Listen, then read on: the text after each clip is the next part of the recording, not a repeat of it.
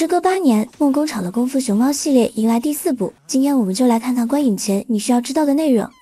功夫熊猫灵感其实来自周星驰的《破坏之王》和李安的《卧虎藏龙》。从一开始，梦工厂想要制作的就是一部以中国古代为背景的动作喜剧武侠电影。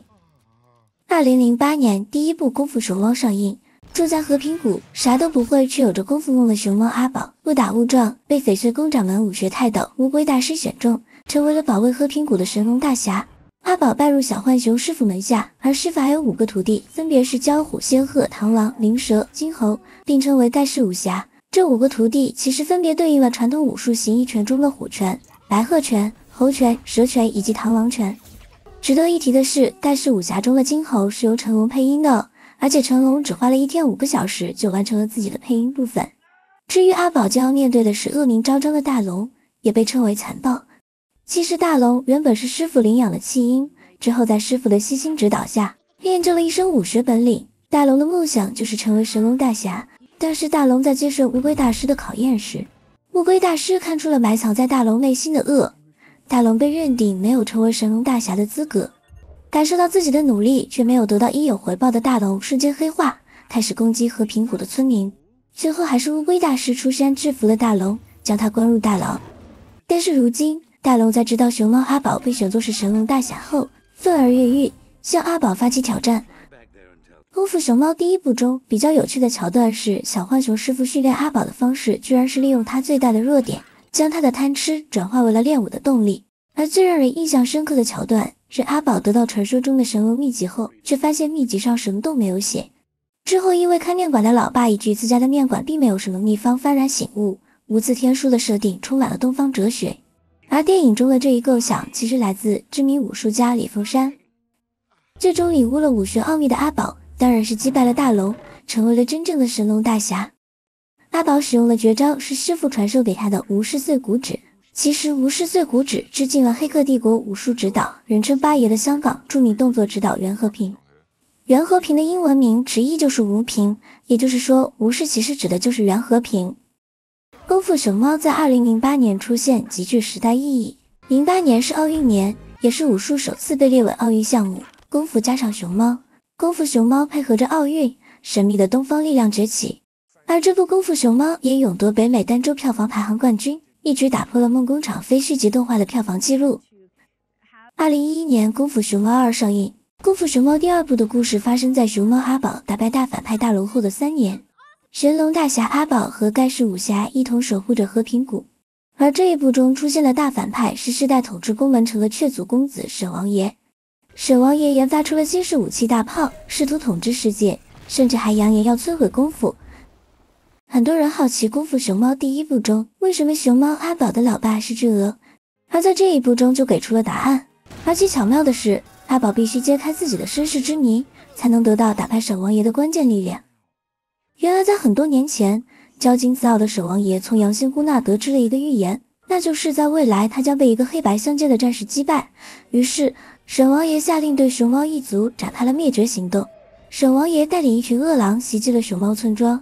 阿宝的父亲李山为了保护妻儿和饿狼搏斗，在李山的掩护下，阿宝的妈妈带着阿宝逃走。但是随着狼群再次逼近，阿宝妈妈将阿宝藏在了山坡下的一箱萝卜筐中，自己则引开了饿狼。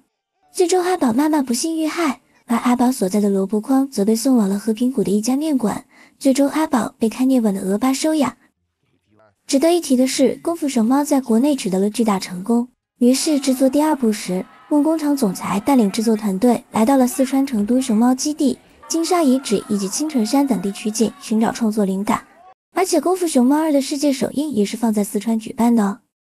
至于功夫熊猫2电影最后知道自己身世的阿宝坦然面对自己的过去，领悟到了人生的真谛是平心静气，运用太极拳接化发，一招乾坤大挪移成功击败了沈王爷。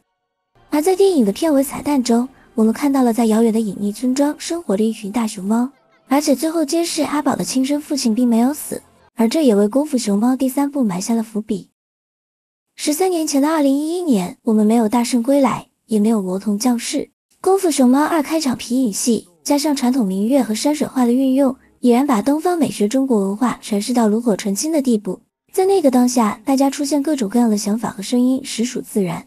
而《功夫熊猫2》在2011年那个国内院线市场还不是很发达的年代，就以全年6亿的票房，仅次于《变形金刚3》，夺得年度票房季军。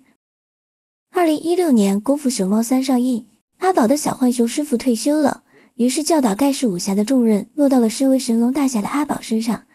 如果说《功夫熊猫》第2部的关键是太极，那么第3部则把重点放在了气上面。武学派的乌龟大师可以说是熊猫阿宝的伯乐。在《功夫熊猫》第1部中，乌龟大师结束了长达1000年的人生，化作桃花逝去，最终意识来到了灵界。而《功夫熊猫》第3部中的大反派正是来自灵界的天煞。原来天煞原本是乌龟大师的结义兄弟，乌龟大师受伤时是天煞带着他到处求医，后来在山里找到了会气功的大熊猫们，大熊猫用气治愈了乌龟大师。天煞渴望气带来的力量，瞬间黑化，开始抢夺大熊猫们的气。乌龟大师为了阻止天煞，将他放逐到了灵界。但是随着乌龟大师也来到灵界，在这里天煞再次和乌龟大师展开了一场生死对决。原来天煞已经在灵界待了整整500年，这500年来他吸走了所有来到灵界的功夫大师的气。乌龟大师的到来，然后吸走他的气，则是天煞重返人间的最后一块拼图。随着天煞吸收乌龟大师的气，通往人间的通道终于被打开，无数听从天煞命令的傀儡被召唤出来，这个世界危在旦夕。在《功夫熊猫3》中，熊猫阿宝的亲生父亲李山终于正式登场，而那个与世隔绝的潘达利亚也揭开了神秘的面纱。天煞绝对是阿宝遇到过的最难缠的对手，天煞不光摧毁了和平谷，甚至带着傀儡大军大举进攻熊猫村。阿宝显然不是天煞的对手，无奈之下，阿宝唯一的选择是和天煞同归于尽，一起传回了灵界。灵界的大战多亏了熊猫村全体村民一起发动气功，阿宝终于成为了完全体的神龙大侠，彻底消灭了天煞。在灵界的乌龟大师将他的阴阳权杖传给了阿宝，而这个权杖也将成为功夫熊猫4中的关键道具。值得一提的是，功夫熊猫3是梦工厂总部和位于国内的东方梦工厂联合制作。以往我们已经习惯了中文配音版本的电影口型不可能完全匹配的问题，但是这部功夫熊猫3史无前例，为了匹配中文配音，居然制作了2个版本。黄磊是熊猫阿宝，而成龙则是阿宝的亲生父亲李山。2016年，《功夫熊猫3》在国内以10亿的票房位居全年票房排行榜第10，而位居全年票房榜第3的是北美票房失利，国内一波情怀狂揽近15亿的魔兽。有趣的是，同年的《功夫熊猫3》有种完美衔接魔兽电影，直接进入熊猫人之谜的感觉。2024年，《功夫熊猫4》上映，得到乌龟大师专属武器阴阳权杖，拥有打开灵界大门能力的熊猫阿宝被小浣熊师傅强行进阶修行，而阿宝也必须寻找下一任神龙大侠。